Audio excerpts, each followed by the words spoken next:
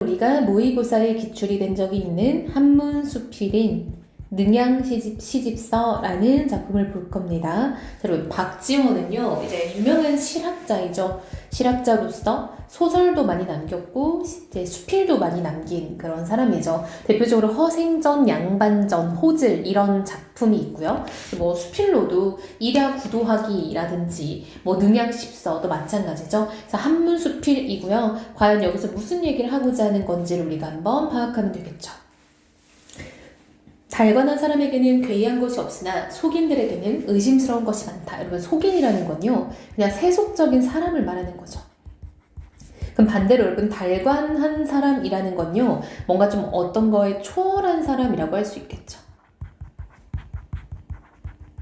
이른바 본 것이 적으면 괴이하게 여기는 것이 많다는 것이다. 그럼 여러분, 속인들은요, 의심스러운 게 많고요. 이 사람들은 본 것이 적기 때문에 괴이하게 여기는 게 많은 거죠. 그러나 어찌 달관한 사람이라 해서 사물들을 일일이 찾아 눈으로 직접 보았겠는가? 서리법이죠. 그렇지 않다는 거죠. 한마디로 여러분, 달관한 사람들도 사물들을 일일이 다 본 게 아님에도 불구하고 본 것이 적은데 괴이하게 여기지 않는다는 거예요. 한마디로 달관 사람들은, 달관인이라고 해볼게요. 달관인들도 본 것은 적으나 괴이하게 여기는 게 적다라는 거죠. 이게 바로 속인들과의 차이점이라고 할 수 있겠네요. 한 가지를 들으면 10가지를 눈앞에 그려보고 10가지를 보면 100가지를 마음속으로 상상해 보았을 뿐이다. 누가요? 달관인들이 그랬다는 거죠. 천만 가지 괴기한 것들이란 도리어 사물에 잠시 붙은 것이고 자기 자신과는 아무런 상관이 없다는 것이다. 라고 달관인들이 그렇게 생각을 한다는 거겠죠? 따라서 결론, 마음이 한가롭게 여유가 있으며 사물의 응수함이 무궁무진하다. 누가요? 달관인들이요. 그쵸? 이렇게 연결해야겠죠. 반면 여러분, 역적의 부사어네요. 본 것이 적은 자 이꼴 누굽니까? 그쵸? 속인들을 말하는 거겠죠. 이 사람들은요, 해오라기를 기준으로 까마귀가 검다고 비웃고 오리를 기준으로 하계 다리가 길다고 위태롭다고 여긴다. 그 사물 자체는 본디 괴이할 것이 없는데 저 혼자 화를 내고 한 가지 일이라도 제 생각과 같지 않으면 만물을 모조리 모함하려 든다. 누가요? 속인들의 어떤 사고방식이라는 거죠. 이들은 여러분, 본 게 적으니까요. 자, 정리해 볼게요. 자, 본 것이 적으면 그냥 적은가 보다 하고 넘어가야 되는데요. 자신이 본 것을 기준으로 다른 걸 평가한다라는 거예요.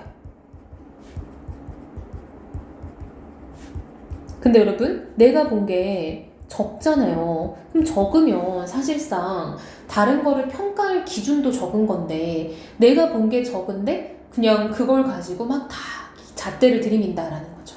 아, 영탄법이죠? 깨달음을 얻었나 봐요. 저 까마귀를 보라. 예시죠, 예시. 그 깃털보다 더 검은 것이 없건만 호련 옅은 황금빛이 번지기도 하고 다시 연한 녹색을 발하기도 한다. 해가 비치면 자주색이 튀어올라 눈에 어른거리다가 비치색으로 바뀐다. 그렇다면 내가 그 새를 푸른 까마귀라 불러도 될 것이고 붉은 까마귀라 불러도 될 것이다. 그 새에게는 본래 일정한 색이 없는데도 내가 눈으로 먼저 그 색깔을 정한 것이다. 어찌 단지 눈으로만 정했으리요. 보지도 않고서 먼저 마음속으로 정해버린 것이다. 즉 우리가 여러분, 어떤 다른 것에 대해서 편견, 선입견을 이미 가진다는 거죠.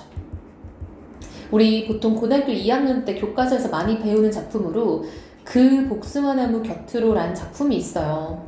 그 작품을 보면요, 우리가 다른 대상에 대해서 편견을 가지고 있다, 그 오해를 해소하는 과정이 나오거든요. 우리 사람들은 보통 편견과 선입견을 많이 가지기 마련이라는 거죠. 아, 까마귀를 검은색에 가두어 두는 것만으로도 충분하거늘 다시 까마귀를 기준으로 이 세상의 모든 색을 가두어 두려는구나.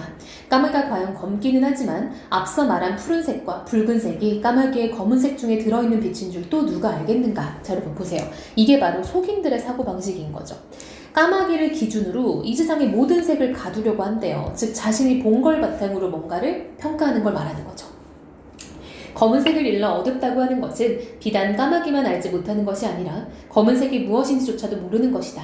왜냐하면 물은 검기 때문에 사물을 비출 수도 있고 오칠도 검기 때문에 능히 거울이 될 수 있기 때문이다. 이런 까닭에 색이 있는 것 치고 빛이 있지 않은 것이 없으며 형체가 있는 것 치고 맵시가 있지 않은 것이 없다. 라고 해서 여러분, 사람들은 까마귀가 검다는 얘기를 하면서 검은색은 어둡다라고 말하기도 한데요. 이게 지금 사람들의 갇힌 사고인 거죠. 속인들의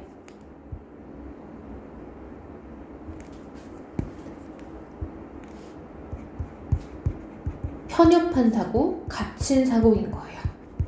즉 이들은요, 검은색은 어두운 색이야 라고 정해놓는데요. 그러나 검은색은 어둡기 때문에 사물을 비칠 수도 있고 거울이 될 수도 있다는 거예요. 자, 중량이 됐네요. 세상에는 달관한 사람은 적고 속인들만 많으니 내가 입을 다물고 말하지 않는 것이 좋을 것이다. 즉 내가 말해봤자 소용이 없다는 거죠.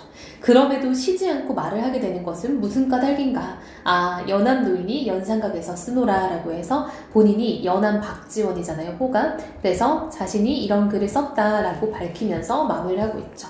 자, 이 글은 여러분 수필로서 어떤 편협한 사고에 갇히는 사람들에 대한 속인들이죠. 속인들에 대한 이야기를 담은 수필이구나 라고 볼 수 있겠죠. 수필은 가볍게 읽어주면 되기 때문에 우리 친구도 너무 부담을 갖지 않아도 되지만 여기서 이제 대조적으로 들어가고 있잖아요. 그렇죠? 그래서 달관한 사람과 속인의 대조를 통해서 이 사람이 무엇을 보여주고 싶은 건지 이런 거는 한번 잘 따라가 봐야겠죠.